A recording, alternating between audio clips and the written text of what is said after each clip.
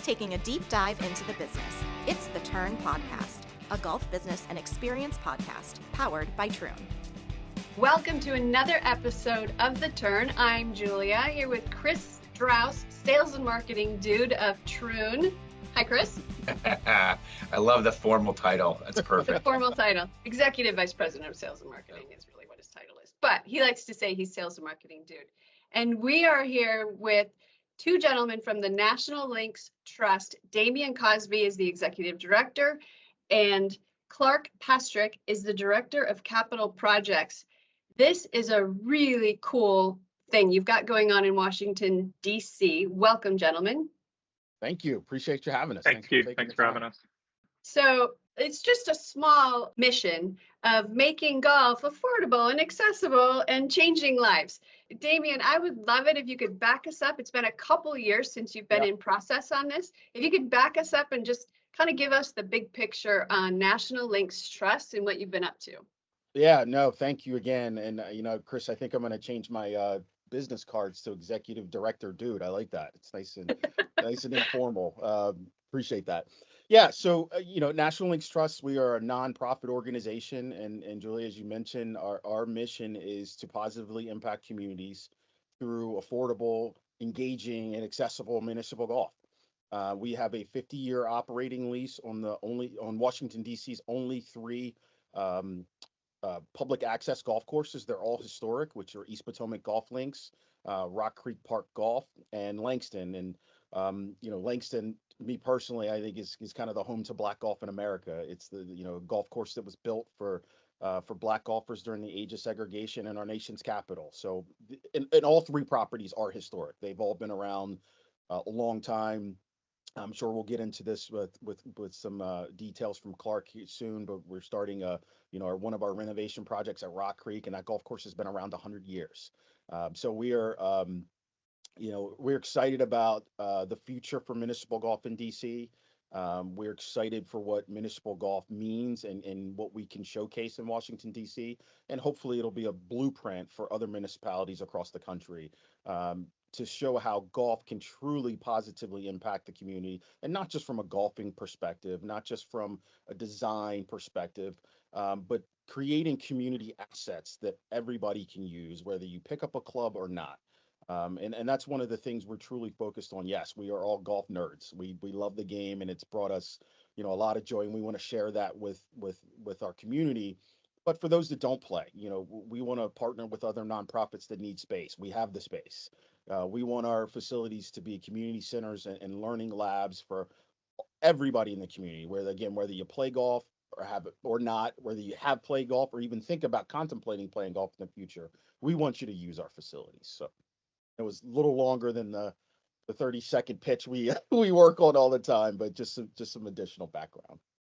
I love it. And I know having last time I was actually at East Potomac, it was pretty awesome to see how vibrant the golf was. And then to your point, it wasn't just golf. There's people hiking, there's people riding their bikes around the parks, yes. And there's people just enjoying the outdoors. And I think in this day and age where we have this urban creep of buildings and parking lots and concrete, these golf facilities are like treasures for those communities in that they're providing green space and sustainability and lowering temperatures arguably, and just providing a better living environment for the residents of those communities than they would have.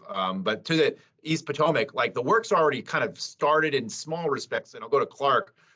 There was an improvement to the driving range and the introduction of Top Tracer range at East Potomac. Why don't you share with what's kind of been done to date, capital wise, and then what's on the plan, the architects that are going to be involved with each of the three projects for those that aren't familiar with NLT. Yeah, of course.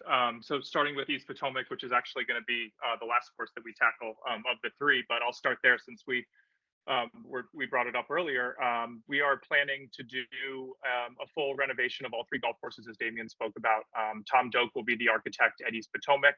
We have a full 18-hole blue course, a white executive course, and a par 3 red course that is a 9-hole course.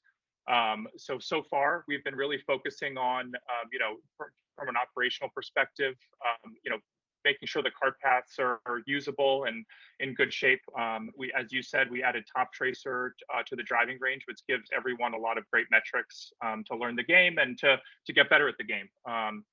And then, clubhouse improvements, making sure the dining experience is great for all of our guests, the outdoor space, the short game area, and the putting greens. And one really exciting project that we're working on right now is the mini golf course, which is the oldest operational mini golf course in the United States, dating back to the 30s. So that's been a really fun project for us to focus on while we kind of work on the Rock Creek project as well. So that's kind of the overarching, projects that we're working on at East Potomac right now. And Kris, if I could just jump in for a second, I'm so glad we have Clark here. Clark does an amazing job with. I can't even begin to tell you how many balls he's juggling in the air at any given time. It sounds like three different locations. They're in 3 different national parks, and our partner, the National Park Service, has been fantastic. But Clark deals with a lot, so. I'm really glad we have Clark on the line. He's one of the unsung heroes for NLT. A lot of times people don't see all the work that goes in on the back end, but he's done an amazing job. And hopefully we'll get everybody out to mini golf. But Clark's been running point on that, and it's just been fantastic. Really excited about the mini golf project. So I just wanted to. That's great. And you will collectively, as a group, released a really awesome, inspiring video this week and some new news and the plan forward about Rock Creek. Why don't you speak? Go ahead, Damien, to kick it off and speak to that a little bit, and then whatever we need to fill in the blanks on, Clark, I'm sure can provide some additional context too. And then we definitely want to talk about Langston too. Yeah, absolutely. As Clark mentioned, our first kind of capital project is already started, which is the renovation of the mini golf at East Potomac. But in terms of the larger scale golf course projects, the video we just released, we did receive the go ahead from the National Park Service to start renovations at Rock Creek. So that'll be a 9-hole Gil Hance design, 9-hole full bag Gil Hance design with a 9-hole short course. We're going to have a new clubhouse with driving range and Top Tracer, 2-tier driving range and Top Tracer technology. That facility will be the home to the first tee of Greater Washington, D.C. It'll be the first time they actually have a home base. So talking with their executive director, he's telling us they're going to be able to triple the number of kids they can have in their program now that they have a home base at Rock Creek Golf Course. So very, very impactful. We hope to bring a caddy program and our Jack Vardaman workforce development program over to Rock Creek. Currently, we just don't have the facilities to handle that. And with the new clubhouse and then the new driving range, we hope to be able to expand our own programming at Rock Creek. So very, very excited for the future, what that looks like. Kris, you mentioned the video. The video is very, very impactful. We had 2 of our junior golfers that play Rock Creek, and Ferris, who've actually played her first round of golf ever at Rock Creek, was in that video. And obviously I was part of it, and to see their reaction when I finally was able to show them what the golf course could look like or will look like is pretty impactful. And that's what we want to do. Again, we're breaking down barriers, breaking down that access barrier to the game of golf, making sure the community knows that this facility is not just for golfers. We're adding pollinator meadows, we're adding trails to the facility. So if you don't play golf and you want to come out and look at birds, we're here for you. If you just want to take a stroll through the woods, we're going to be here for you. If potentially you want to, work for someplace nice and watch your kids on the Himalayas putting green out there just knocking the ball around for an hour, we're going to be here for you. Or if you want to play a really fun and engaging golf course designed by one of the best architects in the country, Gil Hance, we're going to be here for you. It's a private club environment almost, but in a municipal facility.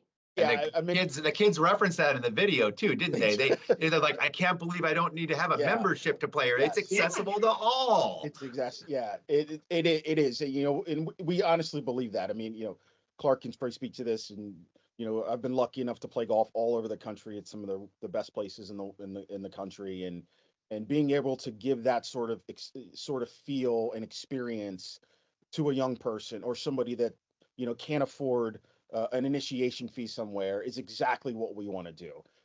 Golf is a game that should be played by everybody. And again, we want to tear down those barriers and open this game up to as many people as we possibly can.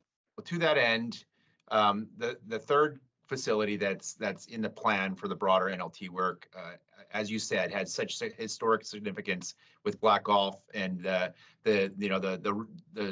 think the project itself. Why don't Clark speak to like the infrastructure of what's going to happen to the Langston, and then I want to bring it back to Damien. Like I want to ask Damien some questions like, and peel that onion back a little bit more about what it means to you personally and what it means to black golfers, both in DC and just in America, period. Great. Yeah, I can start with the infrastructure. So as Damien said, there's a lot of history at Langston. It's an interesting site because the driving range is kind of separated by the Anacostia River from the main clubhouse. So it's almost like there's two sites on the grounds, which is a unique opportunity for us because there is a lot of space, but we want to make that feel more connected. So our plans is to, add a driving range facility. Right now there is a driving range, but there's no infrastructure down on the driving range. So a big part of the project for us to be focusing on, growing the game and having it be accessible from a training perspective is to add a driving range facility that maybe one day, Howard University, who we've partnered with, can use as a training facility. But also to keep in mind the clubhouse, it's a historic clubhouse, so we'll be doing a historic structures report that will be important so we can restore that facility, but also add on to it if possible, so we can add some more areas for social gathering and community. So those are kind of the two large facility aspects. The golf course is a great layout. I'm sure Damien can speak more to this being a PGA professional, but I really enjoy the golf course, and it needs a little TLC, but in terms of the layout, it's a really great golf course. You have water views of the Anacostia River, which we're working on cleaning up right now with the Anacostia Watershed Society, doing invasive removal cleanups. We're going to daylight a lot of streams with infiltration ponds in order to get some of the more environmental sound aspects back to the golf course. We're also going to add a kids course. It'll be a 6-hole short par 3 course that will be free to juniors, which we think is a huge aspect that obviously Damien's hit on a lot, keeping golf accessible and affordable and making sure we're including everybody.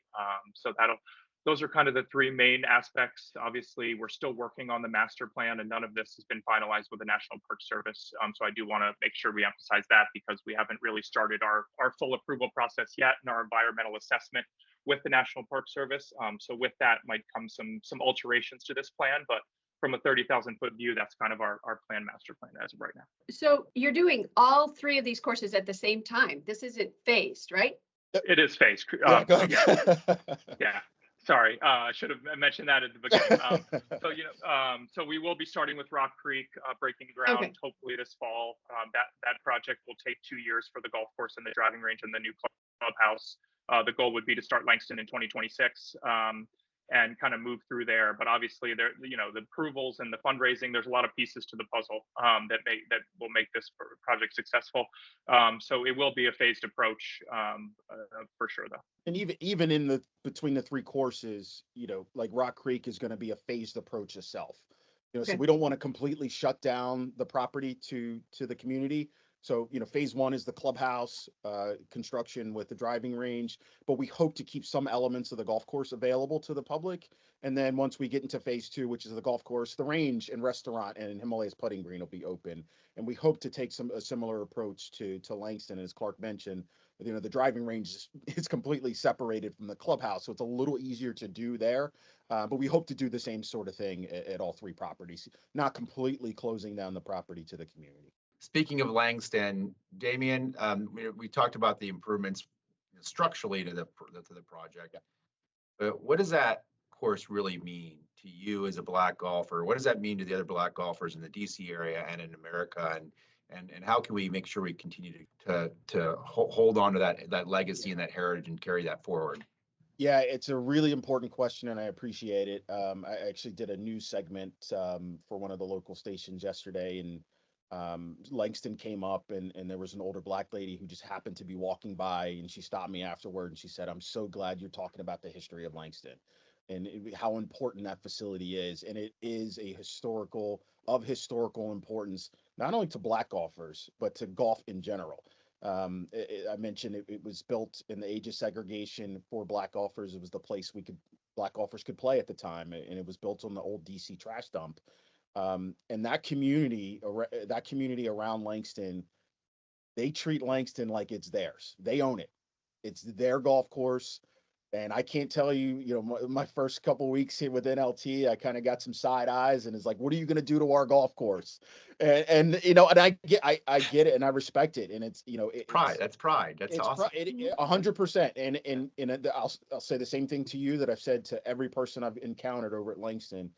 We understand the importance of Langston. We know the history. We are going to do nothing but honor that history. And because we're going to work on the golf course doesn't mean we're going to take it from you. We're just going to make it that much better. We get it. And I know and sense the feeling, there's potential for the Commanders to come back to the RFK site, which is right across the street from Langston. And when that community hears that, they think, okay, we're going to get pushed out. They're going to be $1 million condos here. There's going to be, all this retail and, everything designed around the Commanders. And in their mind, that means, okay, you guys want us out of here. And we don't want that. Langston is, as I meant, it's a historical place, but it is a community center. It's a gathering place for that community. You go there on a Sunday afternoon when the Commanders playing, there are young kids running around. There are guys in there playing cards. It is a community space, and we have zero intention of changing that. We're just going to make it better. We're going to make the playing conditions better. We're going to make the facilities better, but we are not changing the essence of what Langston is.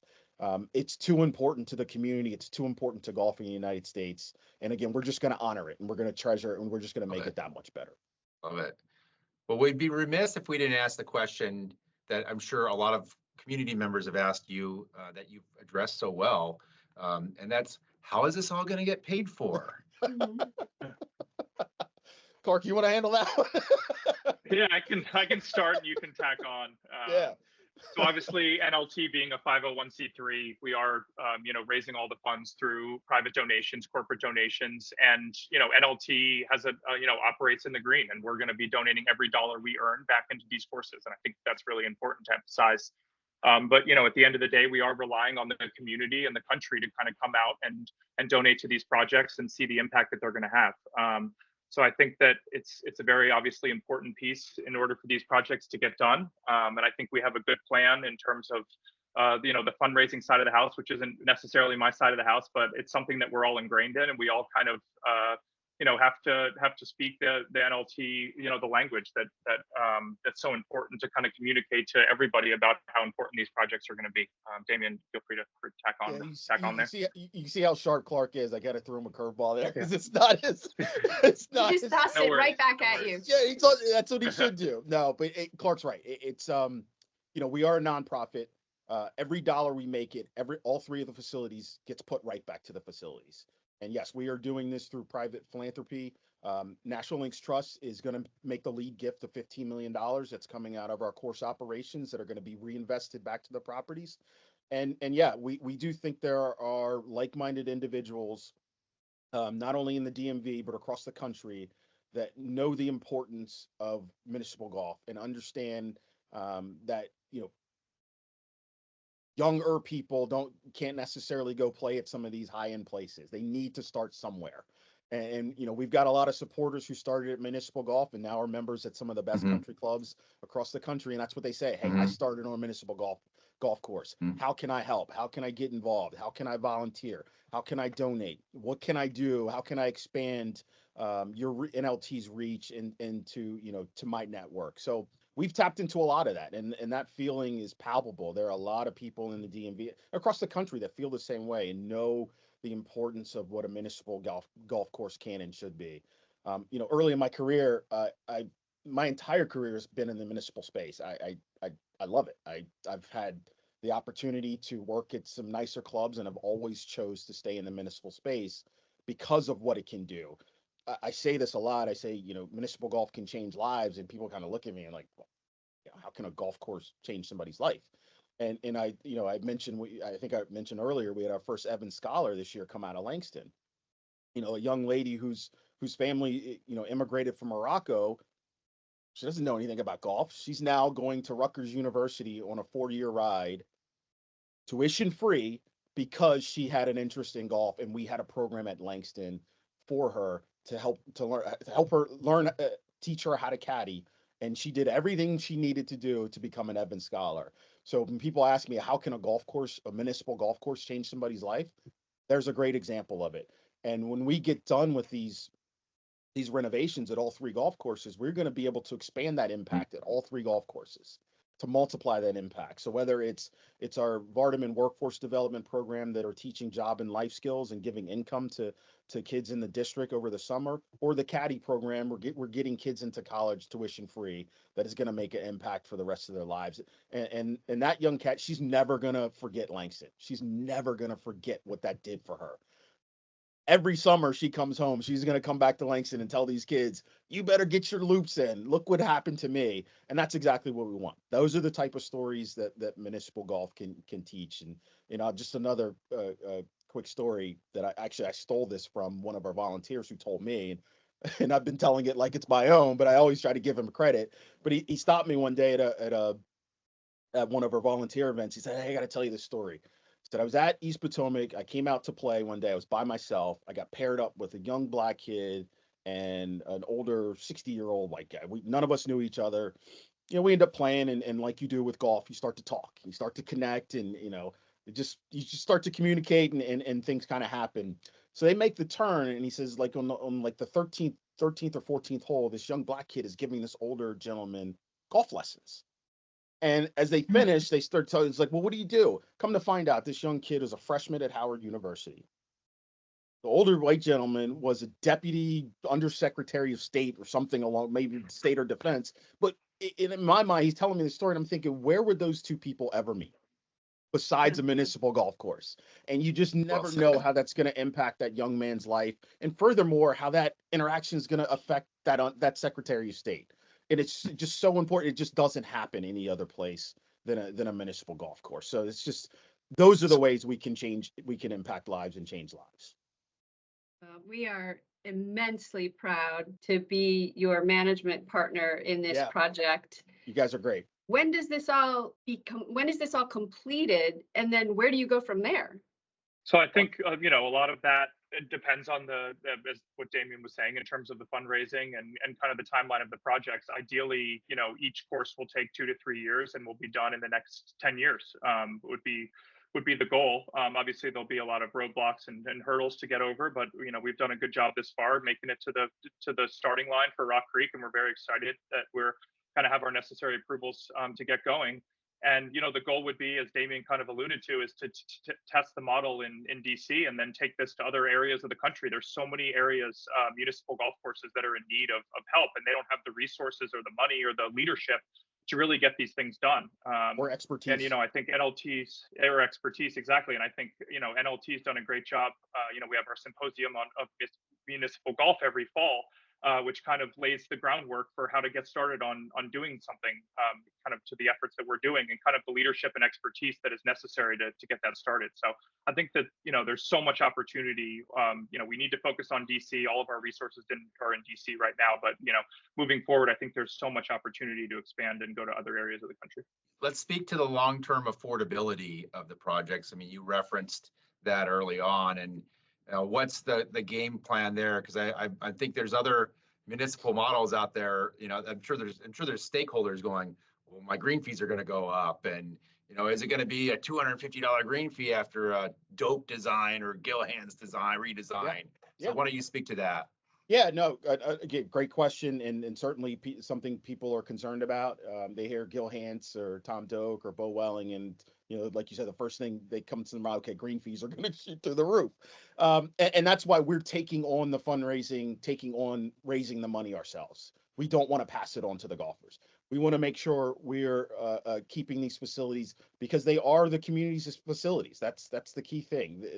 The citizens, the community owns these golf courses. Well, actually, in theory, everybody in the United States owns them since they're on federal land. But we are keeping them affordable and accessible, and part of that strategy is us raising the funds for the renovations. But it's also the plans for the renovation itself. It's the grass selection, so we don't have to have as many inputs on into the playing surfaces. It's how it's just a smart overall design. It's do we have cart paths? Don't we have cart paths? It's all the little details, things that Clark deals with every day to help. Okay, keeping in mind the long-term cost of these renovations. Can we make sure to keep these facilities in the best possible conditions without having to raise greens fees. So it's a it's a very, very thoughtful process that we're undertaking, and it has to do with everything we're doing. It's not just, okay, do I have a golf course at 7,000 yards? It's just not that simple. We're looking at all areas, equipment. How can we use technology to help us in these renovation projects? So that is certainly something that we're aware of. It's always in the back of our heads, back of my mind. Is I look around the country at green fees that at some of the nicer places that used to be a couple $100 that are now $700-800 for a round of golf. It's alarming. So we want to. We've got a 50-year lease on these properties. We are stewards of this land, but we're also stewards of the game of golf. And it can't just be ultra high-end private, ultra high-end resort and nothing else. I think a lot of those mom and pop daily fees, unfortunately, are that land is so valuable. It's tempting for them to say, you know what, I don't need this headache anymore. So that leaves it to the municipal operators. Okay, what are we doing to make sure this game is around for everybody, for that young professional who just got out of college that needs a place to play, that can't afford to pay $50? That's on us as the municipal golf operator. So that's always in the back of our mind with everything we're doing, with looking at partnerships, looking at rates, looking at fees, looking at amenities. That's something we keep in the back of our head. Well, hopefully our little podcast here can help you gain some visibility and a little bit more community support. But what would someone do if they want to get involved? Yeah, I think that there are several, a bunch of different ways to get involved from various different aspects. Obviously, there's contributions, which we're always looking for. Big and small, everything is helpful, no matter what the amount is. We have a capital club program, which has different levels that it makes you kind of a VIP of NLT, if you will. With some unique swag and opportunities to get tee times earlier and to get information before it hits the press. So that's a great way to get involved, kind of on a day-to-day level. And then obviously we have a great volunteer program. So at all the courses, Andrew Sunyog is our community development leader, and he kind of runs a lot of volunteer opportunities at all the golf courses, whether it's picking up trash, invasive removal, or volunteering at events that we hold at the courses. There's a ton of ways to get involved from a volunteer aspect as well. If you're a CAP Club member, you get a nice personalized note from me for whatever it's worth. I'll throw that out there. It's priceless. And then another great way to get involved. I know we're doing what we can to share the news within the Troon sphere, and email and social relative to the National Links Trust Championship. Like you can play at events around the country that are tied to the mission, right? Why don't you speak to that? Yeah, so our first NLT championship was last year. It was fantastic for our first event. And the NLT championship basically is what it is. It's for mid amateurs that play at municipal golf courses, that keep their handicap at a municipal facility. So if you think of the old Public Links USGA Public Links Championship, that's gone away. It's been 10 years since that's gone away. We're basically filling that void. A lot of the other amateur events, whether it be USGA or even at the local level, tend to be geared more towards private golfers. So we wanted to fill that void for the public golfer. And this year I think we have 10. I count 11. 11. Okay. 11. Sorry. 11. 11 qualifiers across the country. Seattle's got one. We've got a bunch in the DMV area. Well, not a bunch. We have 2 in the DMV area. Arizona has one. Chicago has one. Cleveland has one. Charleston Muni's part of our local qualifying sites. And again, thanks to Troon, I think they're 5 or 6 Troon sites. Yeah. It looks like in the LA area, in the LA area. That's right. Yeah, you referenced Chicago's George Dunn. George Dunn, Highland Park. Highland Park in Cleveland. Papago in Phoenix, you mentioned. Rock Compass Manor Point in Maryland. Rock Manor in Delaware. So Troon has been a great help with that, and we're excited.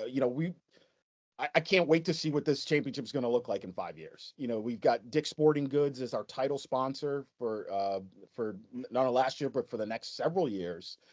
We've got great partners, and again, Troon being one of those. So it's really exciting. I was there obviously all 2 days last year, and I did a little starting on Sunday, but just every player to a person in the men's field and the women's field were so thankful for the event. They had such a blast. Getting back, Kris, we were talking about East Potomac and how active it is. And that was one of the things that everybody said. They were like, I cannot believe this place exists. Just everything that's going on here. At any given time, you could look up and see the vice president or secretary of defense flying over, heading to the Pentagon. Everybody would stop on holes 7 and 8 on the blue course and take a selfie with the Washington Monument in the background. You just don't get that anyplace else. And the setting is just incredible. So super fun event. That'll be first week of October again this year. They're qualifying sites all across the country again. So if anybody's interested, NLT Championship, it's on our socials, it's on our website. We're happy to have you play. It's for the value for the money too is fantastic. I think it's only $75 to register, and there's a travel stipend for people that are coming outside of the area that we give them to help offset some of the costs. So if you're a competitive golfer, mid amateur, keep your handicap at a local muni, we'd love to have you play. So super fun and exciting. And thank you for the opportunity for us to provide venues and connect the dots. It's pretty awesome that I know Troon's involved in 100 plus municipal golf facilities around the country. And yeah.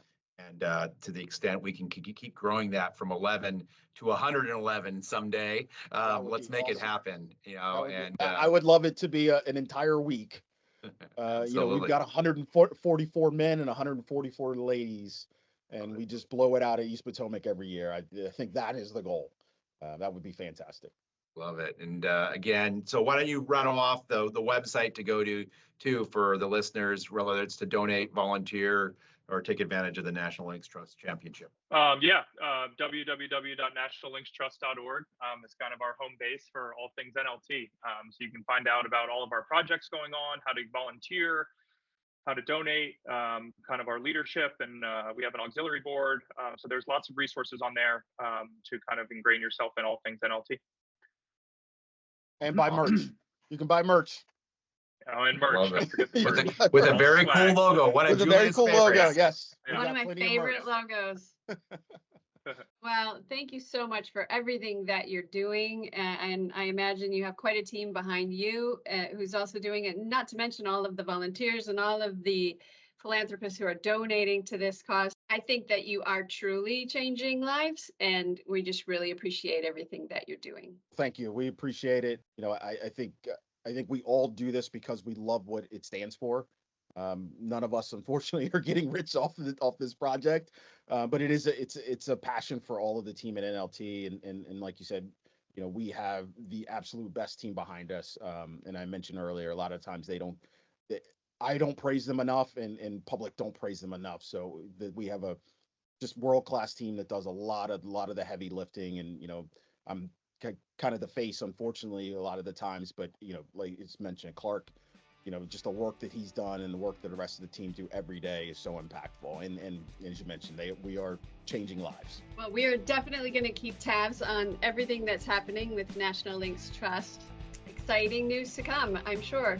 Kris, thank you very much for being my co-host as usual. And thank you to our listeners. Tune in again next time. This has been The Turn, a golf business and experience podcast powered by Troon. Every episode is available on troon.com. Subscribe to The Turn podcast through iTunes, Spotify, Google Play, iHeartRadio, or wherever you prefer to download your favorite shows.